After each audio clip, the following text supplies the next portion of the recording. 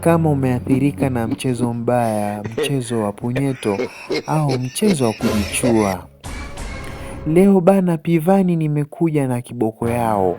Wanaita kiboko yao sugu, ambayo inaweza ikazuia kabisa madhara yoyote yale, na utasahau punyeto na utaacha kabisa, na usije ukapiga tena punyeto katika maisha yako.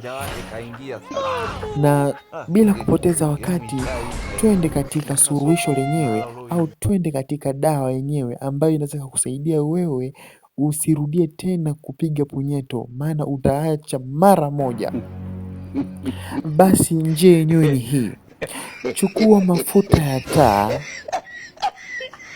ujimwagie mwili mzima mafuta ya taa, alafu uchukue njiti ya kiberiti uwashe katika mwili wako. Na imani utakufa, yaani kufa lazima ufe, kwa sababu wewe ni mpumbavu na ni mjinga, ni bwege, mbwa wewe. Mtu kila siku unaambiwa acha punyeto, acha kujichua.